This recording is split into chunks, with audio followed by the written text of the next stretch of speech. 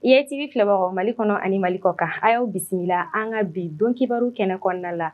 Kunnafoni daminɛla kɛnɛya kalanso maaw y'u ka san kuncɛli kiimɛliw baaraw daminɛ. Kunun tɛnɛn juillet kalo tile 20 san 2026 Kayi lycée dugukolo Konare kɔnɔna na. Nin baara daminɛ ninnu sereyala Kayi marabolo ɲɛma, kɛnɛyako ɲɛmaw fo ka taa se kalanko ɲɛmaw ma. Kunun tɛnɛn juillet kalo tile 20 san 2026 boloci kɛrɛnkɛrɛnnen kɛra ka ɲɛsin wuluw ani jakumaw ma min ni musaka bɔ tɛ a la. Baara in kɛra Kayi foroba cakɛda maaw ani bagan dɔgɔtɔrɔw fɛ walasa ka mɔgɔw ka kɛnɛyaw kɔlɔsi. Nin baara in bɛɛ lajɛlen denfaya tun talen bɛ ka di Kayi préfet ma.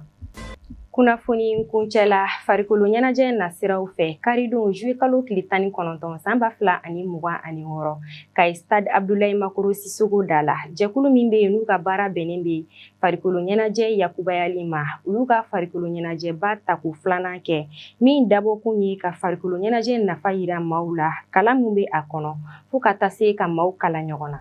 Nin kunnafoni damadɔ de bɛ dansigi kɛ an ka bi don kibaru la minnu kamanina kunnafonidiso ɲɛmayaso fɛ. Aw ni ce aw ka ɲɛmadaliw la, aw k'an bɛn diɲɛ waati wɛrɛ.